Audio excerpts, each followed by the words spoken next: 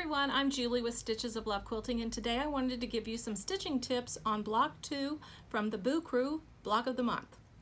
Brittany has shown us already how to build our units and get our lovely little Frankenstein onto the background fabric of our quilt. So now let's get started doing some stitching. Okay everyone, so let's get started stitching on this. Now when I'm doing applique, I like to stitch from anything from the background forward. So I'm going to start with the bottom of a shoe, and what we have right here are the little gray.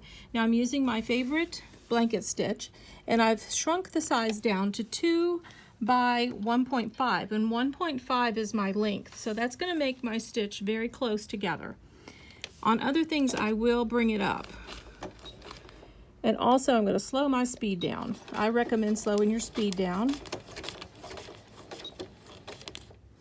course, when you get to the corners, you want to give little tiny stitches, and oh gosh, there we go.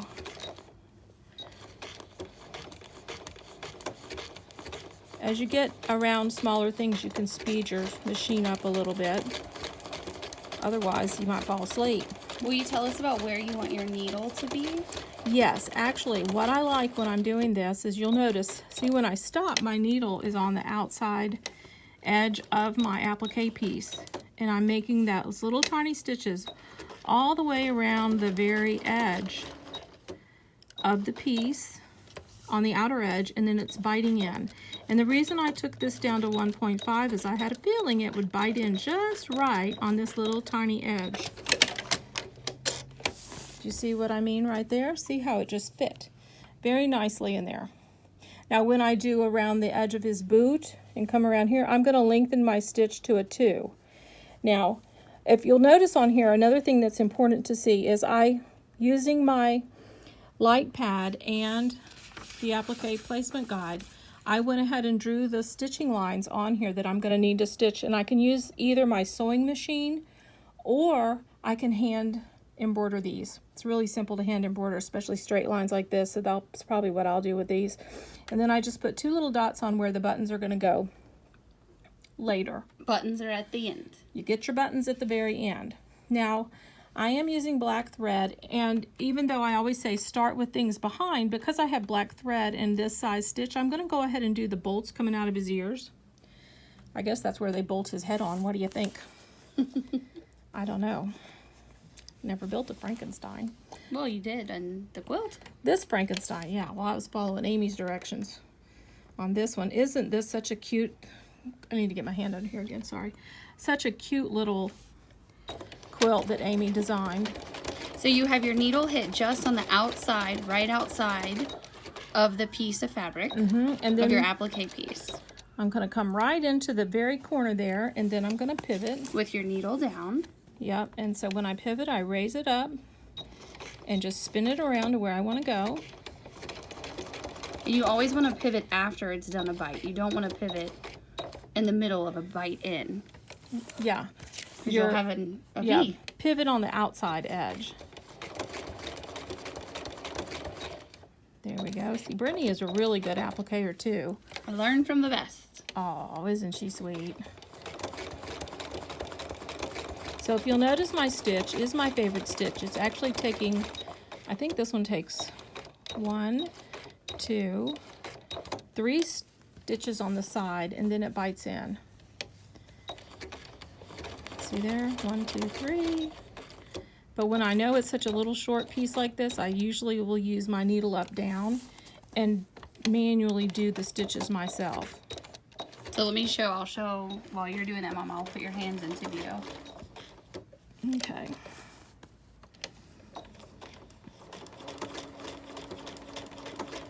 So it is much easier if you have a machine that has the push buttons like this, because you have a little more control over starting and stopping than with a foot pedal. Don't you agree, Mom? Yes.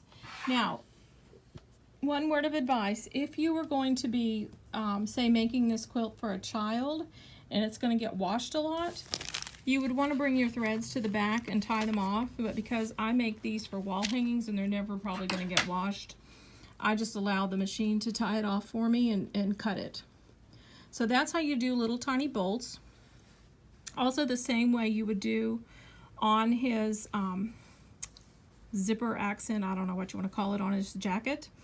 And then around his bolts and The little shoe accents. shoe fasteners. The shoelaces. The shoelaces. We also use black. I use black a lot on this, and I suggest that you keep your pattern picture handy, and you can refer to it to see what was done, or you can do it your own way. Yep, and in the applique placement video, I did go over the thread colors for everyone. Oh yeah, that's right, you did. I watched that. You did a great job. So most of this is done in black. However, we did do orange here on his little stripe. Will you give some tips on working on the spider? Because that, to me, would probably be the most challenging part of this entire design. It is very challenging. Will you? I hate say. to ask you to change threads, but let's change threads and come back with a spider tip. Just a second, guys. Okay, everyone, I'm back, and we're going to do some little spider legs now. And because the spider legs are very narrow, I'm using a narrower stitch. It's only 1.5, and the length is 1.5. To me, that's going to give it a little better coverage. You could, if you wanted to switch, okay, let me back up a little bit.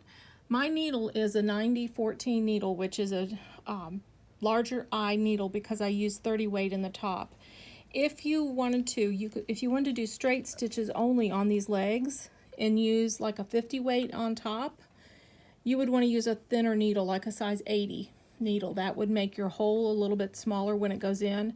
This is going to work out well to accommodate my 30 weight thread, which is going to give really good coverage on this, which is why I do it. That's what you want. It's what I like. But so your tip is going to be how to do the buttonhole stitch here. We are doing the buttonhole stitch. Okay. Now, I wish I had a little better light for you, but I think Brittany's got this in close enough you can maybe see. The pink is difficult on the orange. Not a lot of contrast for you. But I have this going now. Watch this. So I'm going to come down to where I'm right in the corner there, and then I'm going to pivot. With your needle down. Needle down. And then here we go again. See how the needle is going just on the outside edge, so we're not really going to pierce this little leg.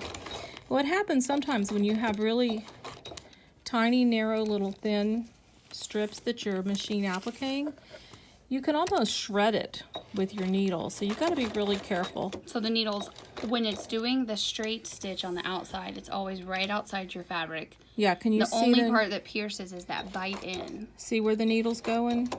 Yep, I'll get in real close for y'all. Oh, it's going in. And the reason I shortened my length biting in is so that they don't touch each other when they, the ones opposing opposite sides. That makes sense. You don't want it to go all the way to the other side of the leg. Yeah, it would look kind of silly. Now I'm gonna get in here real close. Just use my cutter. See how nice that looks? That looks great. Yeah. So now I will show you doing some straight stitching on the, I guess the only place I used straight stitching on this was his accents. His accents, which I did do by hand. However, I'll show you how you can do it by machine. Another point I want to make is, you see I drew the line here to differentiate his legs. I used the buttonhole stitch, and you want to make sure your buttonhole stitch goes, the middle one goes to the right, so that it looks like this leg is forward, because he does have that foot, his left foot forward. So you want it to be oriented this way. Make his legs match his feet. Yes, so you'll be turning it, you'll have it upside down when you start stitching, if that makes sense. Mm-hmm. It makes sense to me. Okay, so now I'm going to show you, now you can see on this that I did it by hand, but I'm talking about his stitches on his face. Lines. But I'm going to show you how you can do it on the machine, and I'm going to switch back to black thread. So we'll hold on, guys. Right back, everybody. Okay, so now we're going to do some straight stitching on his little stitches. And so I've changed my machine to a regular straight stitch. My length is 2.4, which is rather middle of the road, I suppose. And so I put my needle in. If I don't like the length of this, I can change it. And it's really doing 2 stitches in between that one and the next one. So yeah, I'm pretty happy with the way that stitches, because I like it when the joints or the crossover stitches are about in the same spot as where the needle went down, if that makes any sense. Okay, so now we're just going to go back on top of this. I like to do... Oh, that's how you get the nice thickness. Yeah, and I'm using the 30 weight still. See my thickness there? Mm-hmm. That's really pretty good. So I'm going to stop right there. So you went over it twice. I just went over it twice. Now I'm going to snip this thread out of my way. These aren't the best scissors right here. And then you just basically have to do it just little bitty going lines the over. other way. Mm-hmm. Well, show us. You want me to show you? Okay. Why not, Mom? Okay. Let's make sure his little scar stays together, right? You can't have Frankenstein pop open. No, that would be yucky. Okay, so 1, 2. See, it's coming right in there. And you can go a little bit longer if you want to, or if you think that's too long, then just shorten your stitch. Like I can go to 2.2 if I want. It's really, we're talking like teensy weensy itsy bitses. Bitses? Whatever. Itsy bitsies. So here I am in the middle. Now I'm going to cheat, and I'm just going to come down on this again to right there. And I think I'm at the spot. Got a lot of little shadows going on here. If you have a really good light source for when you're sewing, I would suggest I did move your light up. You could put your light back down. There we go. Wow. Yeah. Look at that, guys. What a difference the light makes. Also point out, bravo to you, Mom, for being able to sew with the camera right in front of where you need to see. Oh, thank you. There, so that's not quite in the middle. So I'm going to raise it up, come back over here and take a stitch. But do you see why I find it easier to just thread a needle? And do it by hand? Do it by hand. Now, could they use their 30 weight thread to do it by hand as well? I was just going to say, absolutely. I think that is a great solution. This thread is really nice. And I don't know. And so if you do it by hand, it's just a basic back stitch, correct? Yeah, or just, you know, you could do your whole stitch. You could do the stitch all the way, which it looks like that may be what I did. Like, say I came up here and went down there, and then just came up and went across. To hold it down. Yeah. I mean, Nice. super simple. And you can, basically, so it's sort of like traveling on the back, but it won't show through because there's orange and then there's green, so it's not going to show through. So if you travel a little bit, you're okay. Yeah.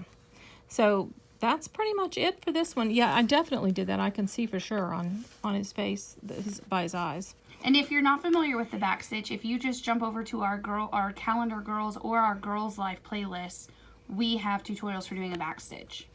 Super simple. It really is. It's my favorite hand embroidery stitch. Pretty much the only one I do other than a French knot. I like it too. So don't worry about the buttons. You get your buttons at the end because there's a lot of little bitty buttons and it's hard to keep up with them. So we send them to you at the very end. And then when you put them all together, your little creatures will all come to life. All come to life. And make you just giggle with delight. Yay. Well, thanks, Mom, for the tutorial. You're welcome. Now, next one we'll do someday is block 3. Block 3. Sounds good. Bye. Happy stitching.